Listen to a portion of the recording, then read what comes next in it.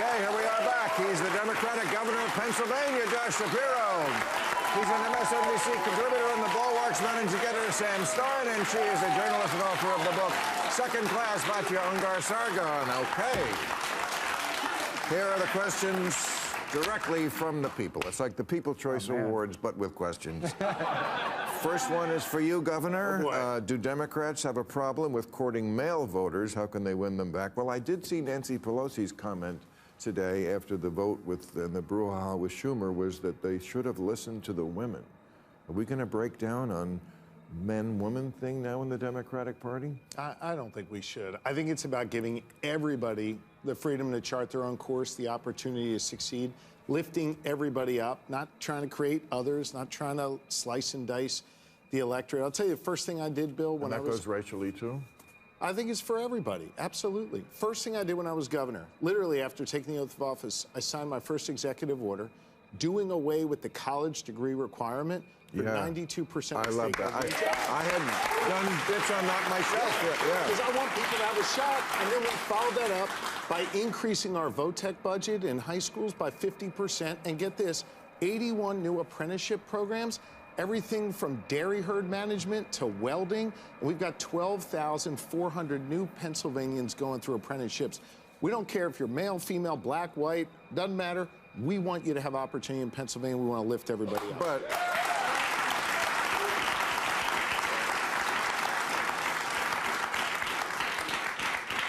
But the question was, do Democrats have a problem with male voters? But that's going to be the answer no matter what. All right. Was it inappropriate for the audience, this is for you, Batya, to boo J.D. Vance at the Kennedy Center last night? No, it's free speech. Okay? Come on. She didn't even get to answer. You're right. I'm so sorry. You're right. I tell you. What, you were comfortable watching that? I didn't see it. What happened? They booed him. They called him like a series of expletives. He was with his wife. I thought it was kind of gross. I don't know what you guys thought. I mean, it would be lovely if we didn't live in that country, but that ship has sailed. And you know, it happens to the other side, too. People have been at dinner, and people will surround them and force them to, including from the left. I mean, we saw that during the Black Lives Matter riots. People would be having dinner, and people would go, you know, come on, get out there. It's like, I'm having dinner. Can you wait? I mean, well, these were definitely leftists booing the vice president. I understand. Oh, no, they're terrible at it. Did you see the Love is Blind story? Yeah. Oh, yeah. That was bad. Okay, so that's it. I've never seen the show. Have you ever seen the show? You've never seen it? No. Good. Yeah. Good. If you had said yes, you would have lost my vote immediately. But it's anyway, so she's at the altar, and she jilts her fiancé at the altar because it didn't seem like he did a hell of a lot. He apparently didn't do enough thinking about Black Lives Matter. He asked him, what do you think about that? Not at the altar, that would be inappropriate, but I guess sometime during the courtship, and he said, I don't know, I haven't thought about it that much. I mean, don't want to like get into like the premise of Love is Blind, but they also just met each other like 4 weeks ago and proposed, you know? There might have been some extenuating circumstances beyond the politics. But that was what she said. I know, I'm saying it might be a fig leaf. Oh, I see. Yeah. They just met each other 4 weeks ago. I'm saying that you don't care enough about Black Lives Matter, but I really don't. I don't even know you. You have a small dick. Okay. You need to put that ring on or whatever it was. What does the panel think of the Trump administration gutting and potentially eliminating the Department of Education? I'm still thinking about it, honestly. Hey, you take this one. Here's what I care about. I got kids with special needs. I've got kids who are coming from poor families who rely on this funding from the federal government to have a shot in life. I said before, I want every child of God to have the freedom to chart their own course, the opportunity to succeed. The federal government made a compact with those kids. I hope they don't break that compact with those kids. I guess what the question, though, really is the Department of Education doing that? Is it now, they probably are doing some good work. I'm sure they are. What is their budget, like $200 billion or something? But it also looks like some of these places are just funneling money to people who are not solving the problem. I mean, I saw that story about the $20 billion that went out the door after Biden lost the EPA. It wasn't the EPA, or was it the EPA? But so there was $20 billion that they shoveled to groups because Trump was coming and then they were going to reverse all this stuff. And the supposedly environmental groups, and they were not really environmental groups. And they had no experience in doing it. Like I said before, I care about the plastics. Do I think this money was going to get rid of the plastics in my brain? I do not. So I am skeptical of the Department of Education. And I think every Democrat who runs really needs to take on this issue, because that's your portfolio, education. You've owned it, and the results aren't good. Well, Kids isn't. The education standards. Kids isn't learning. Kids are not. Kids isn't learning.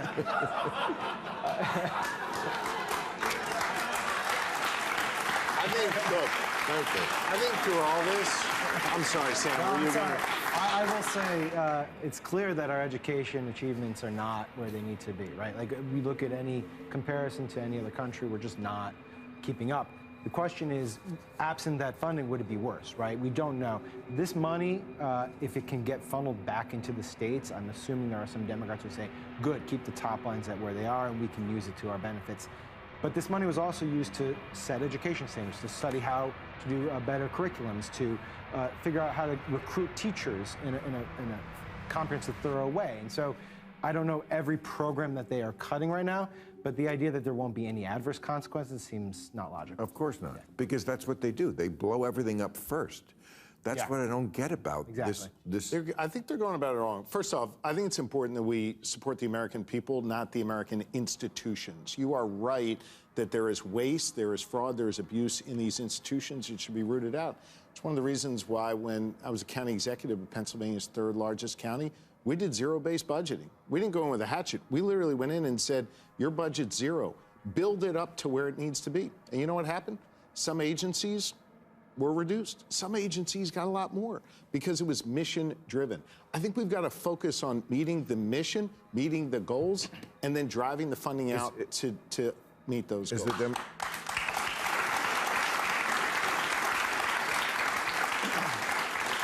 Is the Democratic Party too much in the pocket of the teachers union?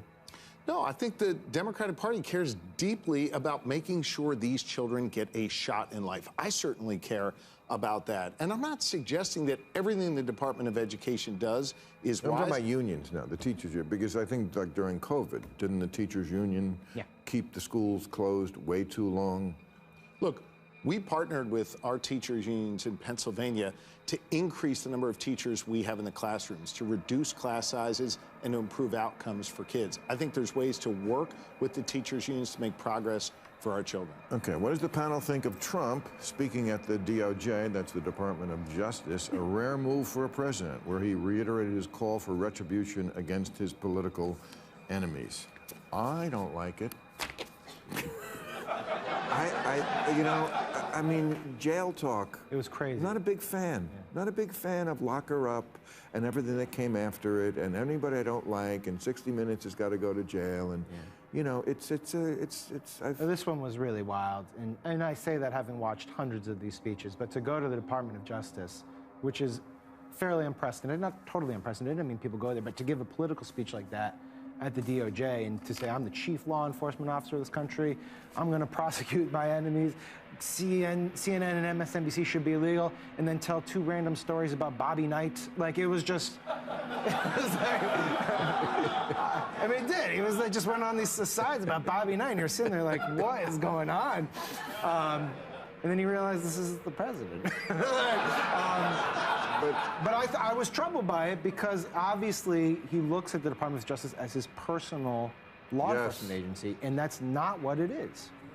And you know what they would say is that's what they were doing to me. Yeah. That's what the Biden Justice Department. I don't know. Did you watch Merrick Garland? Did you watch Merrick Garland? Do you think that's true? You think that's not a false? Do you not think that's true? I don't think, no, I think there is such a thing as a Trump Justice Department, and he thinks there should be. I don't think there was a Biden Justice Department so much because they went after their own people. But you They just indicted think Hunter Biden. You just think it's indicted an Hunter. accident that they indicted him on 91 counts, and then as soon as he became president, they all just evaporated. Turns out there was no there for any of the 91 counts, and that was not politically motivated. I don't think they should have gone after everything. I think they had every right to look into the Russia connection. He did some of these things publicly, in the open. Russia, if you're listening, help me out with the election. His campaign manager was meeting with GRU He was indicted on 91 counts that disappeared the minute he became president. Probably because he ordered them disappeared. What? What are we talking about, 91 counts? No, it was 91 indictments. He didn't order anyone. The judges themselves simply stopped. When he became president? Yes. You don't see a connection? Well, that's big. What do you mean? You think he was...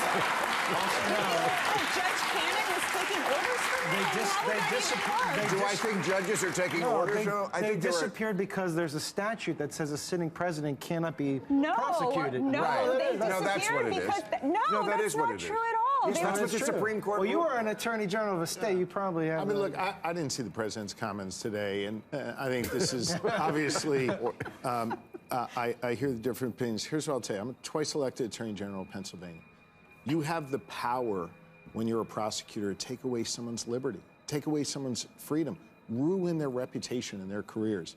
There can be no room for politics in that. There can't even be a room for the appearance of politics in that.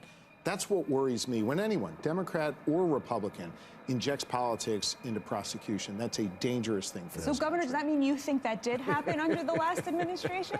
I'm making a general point here that I think we've got to make sure that whoever is the executive, right, a governor, a president, that they do not interfere with the implementation and the prosecution and the work that goes on in a Justice Department, be it at a state level or at the federal level. I think that's really important to give people the confidence in knowing that the system is fair and the system is just and the law will be applied without fear.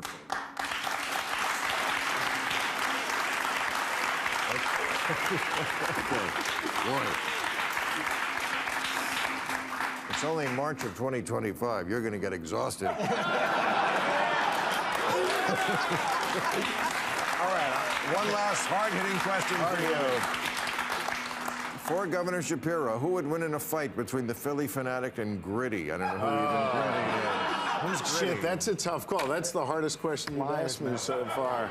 Gritty. I mean, look, the fanatic is beloved, but Gritty's tough. I mean, he is tough. His name is Gritty. I think Gritty, and by the way, Gritty, you know, hockey, they do a lot of that's fighting hockey, there, not as much fighting in baseball. I'd have to give it to Gritty on that one. All right, I'm going to answer this one as Bernie Sanders. This is bullshit. There are millionaires and billionaires.